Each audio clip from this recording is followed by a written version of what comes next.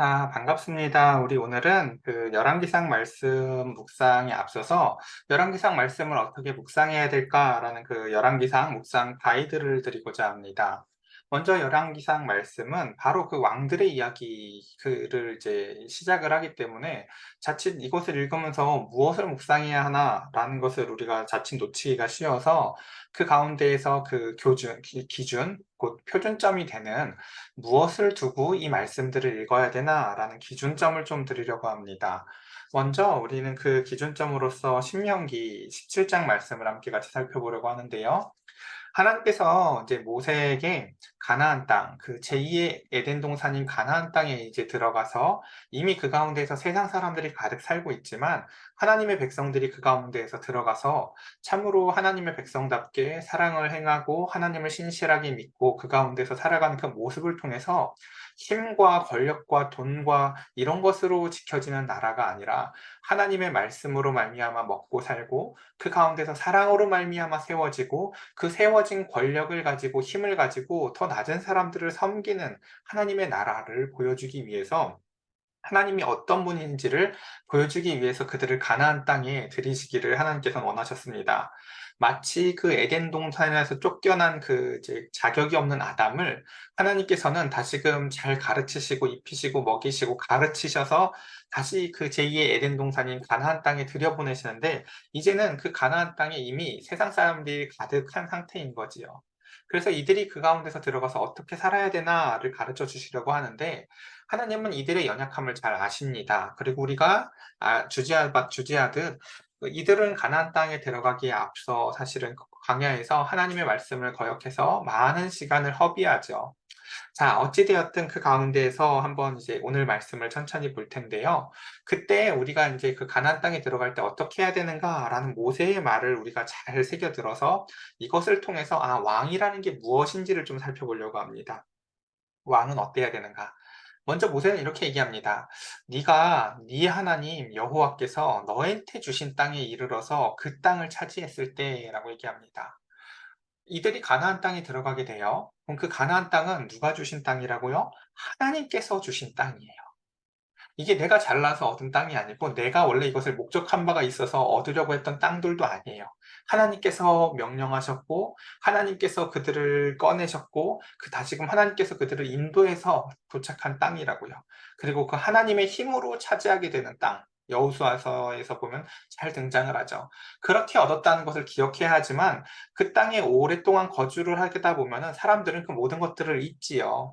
우리가 새 집에 이사를 가도 처음은 너무너무 행복해하고 기뻐하지만 1년쯤 살다 보면 모든 것이 당연해지듯이 이 사람들도 가나안이라는 곳을 그리고 그 가운데서 이제는 애굽의 노예에서 자유민으로서 하나님을 믿는 백성들로서 살아가는 시간들이 점차 익숙해지면 그들에게도 똑같은 시험이 올 건데 이런 생각이 들 거라는 거죠. 우리도 우리 주위에 있는 모든 민족들 같이 좀 더 쉬운 표현으로는 세상 사람들 같이 우리 위에 왕을 세워야겠다는 생각이 나거든. 어떻게 할까요? 참 이게 답답한 노릇이죠. 이들에게 이런 생각이 들 때 그들은 사실은 마음의 경계병을 세우고 하나님이 왕이심을 꾸준히 기억하면서 그 가운데서 자신들의 정체성을 지켜야 할 것 같은데 이들이 그 유혹되는 상황 가운데에서 하나님은 그것을 허용적으로 사랑해 주십니다.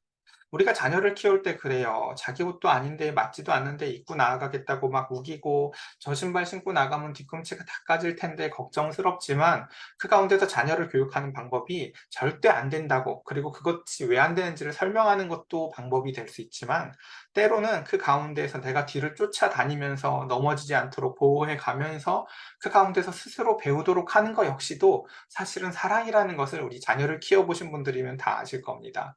그것처럼 이 왕정이라는 체제 역시도 왕을 세우는 것 자체가 사실은 하나님의 뜻으로부터 벗어나는 거예요.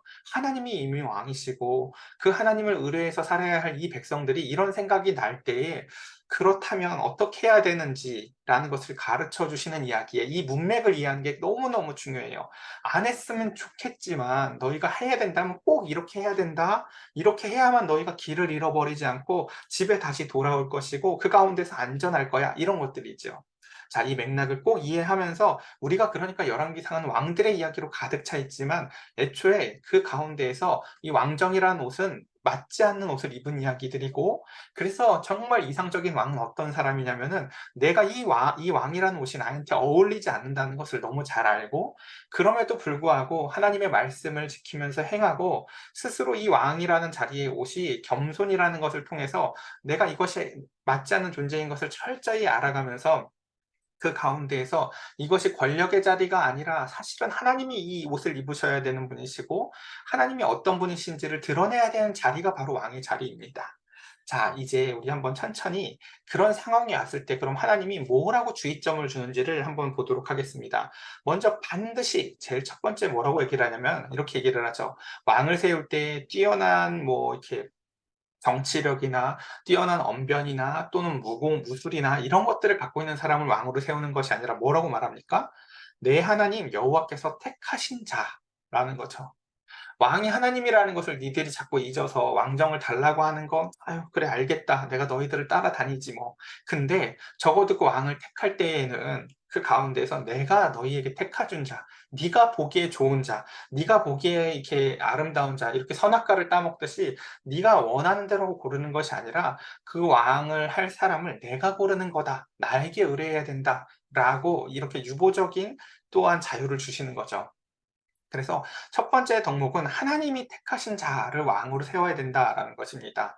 근데 그들이 그러지 잘 않을 것 같죠. 그러니까 그 가운데서 그렇게 네 위에 왕을 세우려면은 또 형제 중에서는 한 사람을 해야 되지 타국인을 세우지 말 것이며라고 하며 이 뒤에 이런 첨언은 사실은 이 앞에 게 잘 지켜지면 할 필요가 없는 얘기겠죠.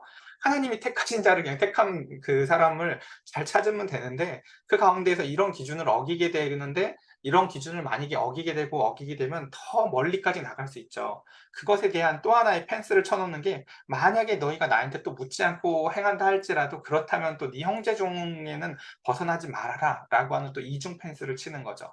그것처럼 첫 번째 우리는 이 땅에서 우리에게 맞지 않는 우리가 죄인이지만 의인으로 삼아주시는 이 그리스도인의 옷을 입고 살아감에도 불구하고 우리가 제일 첫 번째 기억해야 될 것은 바로 우리는 하나님이 택하신 자 가운데에서 우리가 택함을 받았다는 것을 기억하며 내가 잘나서 이 옷을 입고 있는 것이 아니라 그 가운데에서 늘 하나님으로부터 수선을 받으면서 살아야 되는 삶이라는 것들을 우리가 기억하셨으면 좋겠습니다. 자, 두 번째 보겠습니다. 그는 병마를 많이 두지 말 것이다 라고 얘기합니다. 세상의 나라를 보면서 왕정을 보고 부러워했는데 세상의 왕정처럼 살지 말라는 거예요. 왜요? 세상의 왕정들은 당연히 그 가운데서 재물을 쌓고 그 다음 병마를 많이 두어서 부국 강병이 국가의 존재의 이유란 말이에요. 근데 하나님께서는 니들이 정 갖고 싶다고 해서 내가 왕정은 허용해줬지만 택하는 건 내가 하는 거고 또 저 세상의 나라들처럼 똑같이 너희들도 병마를 많이 두어서 그것을 의지하게 되면 무엇을 의지하지 않을까요? 당연히 하나님을 의지하지 않겠죠. 즉 하나님을 의지하지 않게 될 이 병마를 많이 두지 말 것을 또 이야기하십니다. 그리고 그 병마를 많이 두고 싶은 욕구가 일 때마다 그들에게 훈계라는 그 하나님의 말씀이 브레이크로 작용해야 되는데 뭐라고 얘기합니까? 내가 병마가 어디에 많냐면요. 애굽의 이집트의 병마가 유명하거든요. 그 철병 것들이요. 근데 그 애굽은 어떤 곳이었어요? 이들이 원래 노예로 있었던 곳이고 죄를 상징하는 곳이죠. 그러니까 세상을 보면서 저 집 갔더니 내가 하나님은 안 믿지만 내가 어떤 집 갔더니 막 부귀 영화를 누리고 있는 어느 집을 보면서 부러워해요. 근데 그 집에 있는 수많은 것들을 보러하면서 나도 저렇게 살고 싶다라고 하면서 애굽의 것들을 그리워하며 다시금 죄된 삶에 살지만 그럼에도 불구하고 풍요로운 것들을 부러워하는 그러한 삶을 살지 말라는 거예요. 왜요? 내가 너희를 거기로부터 건져낸 건데 다시 거기로 돌아가면 되겠니? 라는 거죠. 그래서 의지해야 할 것, 자랑해야 할 것이 결코 병마가 아니라 하나님이라는 것을 우리가 기억해야 합니다. 자, 세 번째. 그다음 그는 아내를 많이 두어서 그 마음을 미혹되게 하지 말라는 것입니다. 아내를 하나님께서는 한 사람에게 한 사람을 주셨어요. 그래서 그 한 사람으로 말미암아 깊은 내적인 친밀감을 쌓고 우리가 평생을 사랑해도 사실은 한 사람으로 말미암아 사랑해야 될 총량을 다 사랑해 보지 못하고 살아요. 제가 경험한 바로는 사람은요, 모르겠어요. 5년이고 10년이고 만나고 결혼하고 사랑했다고 해서요, 그 사람의 마음에 바닥이 나는 게 아니에요. 진정으로 내적인 친밀감이 깊어지면 깊어질수록 10년이면 10년 차, 5년이면 5년 차에 그 사람의 또 새로운 면모들이 계속해서 등장을 한다고요. 그것을 이 사람과 함께 같이 늙어가면서 기쁨으로 누려야 하는데, 하나님께서 그에게 권력을 주셨는데 이제 이 권력이라는 것을 가지고 하나님의 뜻에 맞게 선하게 쓰는 것이 아니라 자기의 즐거움을 위해서 쓰는 거죠. 그래서 내가 아내가 있는데 또 여자를 얻고 또 여자를 얻는다는 것은 무엇이 문제되냐면, 첫 번째는 또 그 즐거움의 원천을 내가 하느님으로부터 두는 것이 아니라 내 이기적인 욕구를 만족시키고 성적인 욕구를 만족시키며 내 탐심을 채워가는 것들이죠. 그러니까 왕이 이렇게 살아가면 정말 큰일 나는 거죠. 그래서 두 번째, 그 즐거움의 원천을 내가 갖고 있는 권력을 마음껏 쓰는 것으로 두지 말고 하나님에게 두어라라는 것입니다. 그렇게 할 때 비로소 그는 마음에 미혹되지 않게 될 것입니다. 그리고 세 번째, 또 이제 네 번째죠. 또 뭐라고 얘기하면 또 자기를 위해서 은금을 많이 쌓지 말 것이라고 얘기를 합니다. 우리 누가복음에서도 얘기를 하죠. 부자가 하나님의 나라에 들어가기가 어렵다고요. 왜요? 그가 갖고 있는 그 부귀 영화가 그에게 참 생각할 때마다 즐거움을 주거든요. 뭐 그런 얘기들도 있잖아요. 그쵸? 막 내가 지었던 농사보다 농사가 더 잘 돼서 저거 다 어디다 쌌지? 하며 그 가운데서 막 그 스노우볼을 굴리는 그 사람에게 내가 창고를 하나 더 지을까라고 하면서 미소 짓는 그 사람에게 내가 오늘 밤에 너의 영혼을 가져가면 너 그거 다 누구 거 되니? 라고 말씀해 주시는 것처럼 사람이 그 가운데서 내가 그 기쁨을 어디다 두고 사는가라는 것이죠. 그리고 또한 그 은금, 하나님이 주신 그 풍요로움이라는 것들을 통해서 내가 누구를 어떻게 섬기고 사랑할까, 어떻게 하나님을 더 잘 드러낼까를 고민하는 것이 아니라 그 핵심적인 단어가 사실은 돈을 많이 벌지 말라는 게 아니에요. 자기를 위해서예요. 자기를 위해서. 왕이라는 자리 자체가 공적인 자리고 원래 하나님의 자리를 인간이 지금 내가 억지로 뺏어서 입은 옷인 거잖아요. 하도 달라고 쫄라서. 근데 그럼 그 옷을 입고 행해야 될 일이 무언지를 가르쳐 주시는데 그 자리는 결코 자기를 위한 자리가 아니라고요. 예수님께서 이 땅에 결국은 그래서 모든 사람들이 그 왕으로서의 그 직무를 온전히 행해내지 못할 때 하나님께서 이 땅에 예수 그리스도를 보내셔서 예수님만이 온전한 왕으로 이 땅에 오세요. 그리고 그 예수님께서 왕으로서의 그 면모를 보여주는 게 마태복음이라는 복음서인데 거기서 보면은 결국 그 옷을 입으시고 그 왕이 행하시는 일의 최종적인 결론이 뭐냐면 십자가에서 우리를 위해서 죽어주시는 거예요. 왕은 그런 공적인 자리라고요. 그것처럼 그 가운데에서 이렇게 하나님께서는 이들에게 이렇게 교훈을 주십니다. 그리고 나서 이제 하지 말아야 될 것들을 네 가지 이야기를 했죠. 다시 한번 천천히 볼까요? 첫 번째는 아까 그 하나님이 택하신 자를 꼭 골라야 되는 거. 두 번째는 병마를 많이 두지 말 것. 그러니까 하나님 외에 다른 것을 의지하려고 하는 의지가 되는 것들을 아예 두지도 말아라. 세 번째, 즐거움의 원천을 하나님이 아닌 헛된 것들에다가 두지 말고, 네 번째, 자기를 위해서 살지 말아라라는 것이죠. 이렇게 재물을 의지하고 그것으로 말미암아 기쁨을 얻지 말라는 것이죠. 그래서 그러면 꼭 왕이 해야 될 것이 무엇인가? 왕이 꼭 해야 될 것은 무엇입니까? 단 하나예요. 보면 이렇게 얘기했죠. 하나님을 경외하기를 배우는데 어떻게 배워요? 그 말씀을 율법서 등사본 그 하나님의 말씀을 평생에 자기 옆에다가 두고 읽으면서 그 가운데서 여호와를 경외하는 것을 배우고 그 배운 모든 말씀을 지켜서 행하는 것, 이게 왕이 해야 될 일이에요. 어떻게요? 그의 평생에 할 일이 바로 이것이라는 것입니다. 자, 여러분, 우리가 이제 열왕기상을 계속해서 읽어 나아갈 때 계속해서 우리는 이 관점을 가지고 사람들을 평가하고 그 가운데서 이러한 사람이 아무도 보이지 않을 때 우리는 이러한 사람을 간절히 바라면서 그 가운데에서 우리가 그 말씀들을 읽어 나아가야 하는 것입니다. 그리고 이제 마지막 한 구절만 더 보고 마치겠습니다. 하나님께서 이제 이렇게 말씀을 주시면서 제일 경계가 되는 첫걸음, 이제 나가자마자 제일 첫 번째 있을 위험을 얘기해 주시는 건데 그게 뭐냐면 이래요. 그렇게 해야 그의 마음에 그의 형제 위에 교만하지 않을 거야. 지금 이 왕정을 달라고 했을 때 사람에게 일어난 제일 첫 걸음의 위험이 뭐냐면요.